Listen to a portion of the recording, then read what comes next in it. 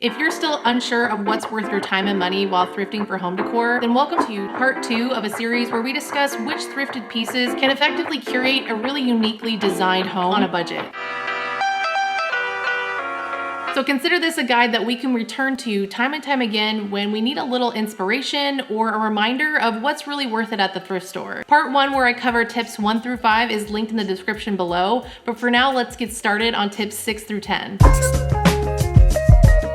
Thrift tip number 6 is handmade pottery. It can be a stunning focal point or just a subtle addition to your home. Finding unique handmade pottery for an affordable price is pretty rare. These pieces can add so much visual interest and texture in any design style, and it can even help break up some repetitive design patterns. For example, if you live in a mid-century modern space, you'll often be surrounded by a lot of simple and structured elements like metal, wood, or glass. But by adding in a natural and organic element like handmade pottery, can really add a sense of individuality, color, or texture to your space that might have been missing before. Conversely, when you add a lot of really chunky, colorful, or textured pottery into a really minimal space, it can really warm it up with a sense of depth. These pieces here are similar to the space in color or texture, but different by shape and size, and therefore create this complementary design element that makes the space feel custom and elevated. Soft, organic shapes and glazes can really meld well in traditional farmhouse, modern, or boho styles, while brutalist or colorful pieces can fit well into Art Deco, old world vintage, industrial, or mid-century modern. But don't be afraid to mix and match to make a statement that feels personal to you. I think it's really important to represent your unique vibe in whatever space you're decorating. And wherever you live will dictate whatever pottery might show up in your thrift stores. So in California, I actually see a lot of Southwest or Mexican pottery, and I think terracotta can lean toward that Mexican or Latin flair, and stoneware can give a sense of history and like old world charm. Whether you gravitate toward porcelain or traditional earthenware, it's important just to lean into what lights you up. And sometimes finding a really great piece can inspire a brand new direction in your space.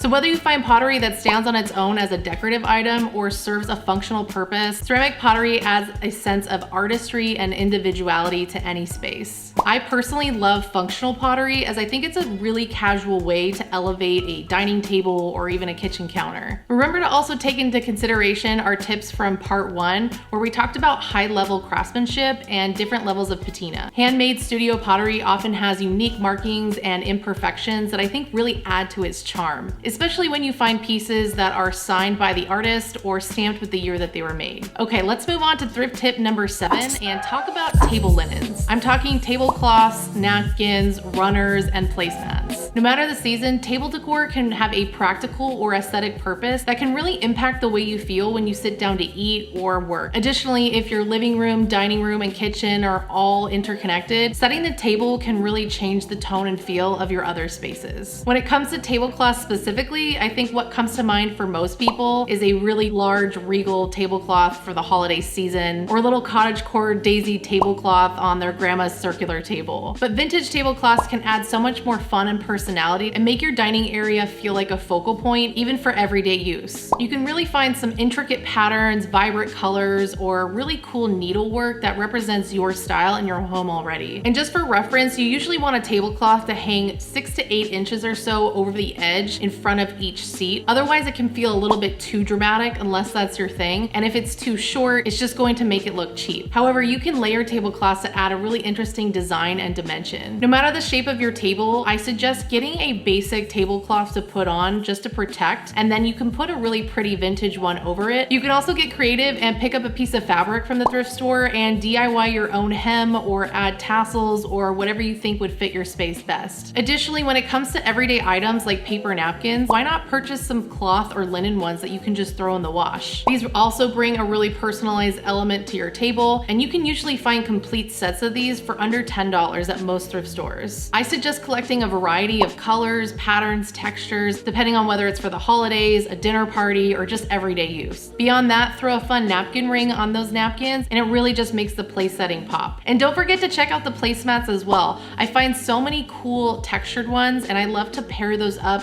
with a fabric one to just really make the place setting pop. You can actually see this in my Thanksgiving table design video where I took a linen placemat and I layered it with like a muted yellow pumpkin placemat. I think having an intentional place setting layering is just really fun. It really creates a sense of occasion and makes your guests feel special. Almost every store has an area dedicated to fabrics, and you can find anything from pillows to duvets to random pieces of fabric. I think often people look over this section because they're worried about the cleanliness of pre-loved fabric, but I think hot water and soap and a delicate wash could really sufficiently sanitize most things. And if you're worried about it, I would just definitely take it to a dry cleaner. Whether it's a family gathering or a dinner party or just a simple weekday meal, adding vintage pre-loved items to your dining area creates so much elegance, warmth, and intentionality. It just naturally becomes a conversation starter.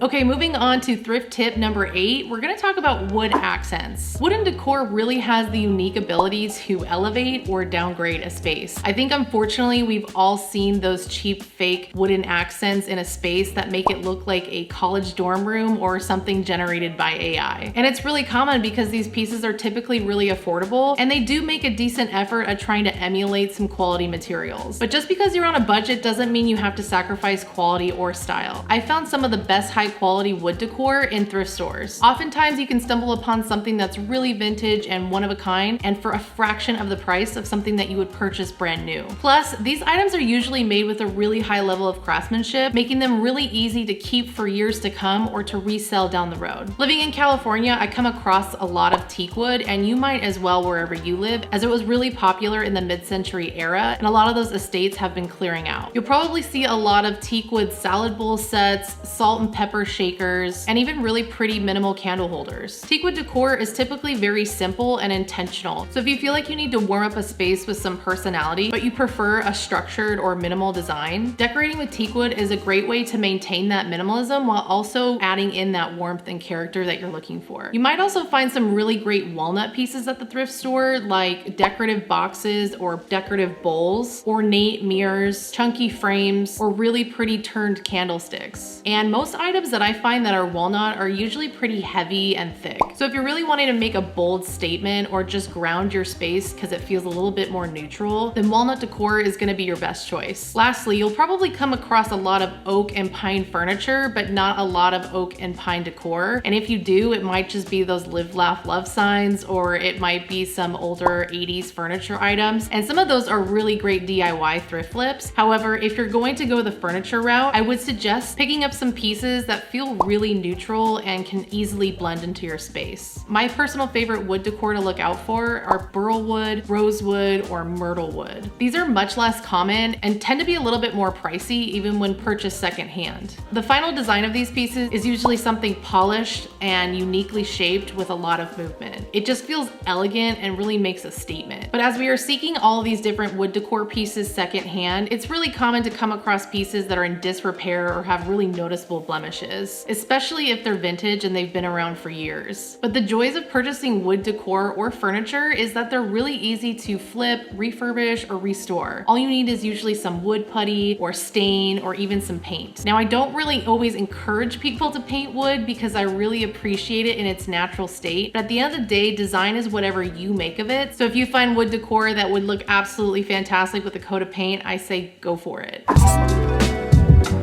Okay, moving on to thrift tip number 9, let's talk about trays. I love looking for decorative trays that you can add to your side table, your dresser, your dining table, or even in your kitchen. It's such an easy way to create character and style in a space that might feel like it has no purpose or it's just overly cluttered. Oftentimes we need to have a lot of functional things in our home, but they end up just spreading out and feeling like a mess. So technically, if you put all those things in a tray, it actually looks like one really nice organized piece of decor. One of the easiest ways to use a tray is in your kitchen. You can create a little vignette by adding your salt box, your olive oil, your utensils, maybe even a cookbook in just one central location, but it can really just make your kitchen feel so much more organized and also add a touch of design. If you have fairly neutral countertops on your dresser or your coffee table, I'd look for trays that have really great pops of color, ornate designs, or pretty patterns that would accent your space really well. Especially if in that area it feels a little bit more neutral than the rest of your space. Maybe you have a blue couch and a blue lampshade. Maybe if you found a really pretty blue tray and you put it on your dresser that's on the opposite side of the room, it'll really create a sense of cohesion in your space. Plus, you can periodically change out trays to just give your space a different vibe. And trays are really fun and easy DIY projects. If you find a tray that would fit your area perfectly, but it's just the wrong color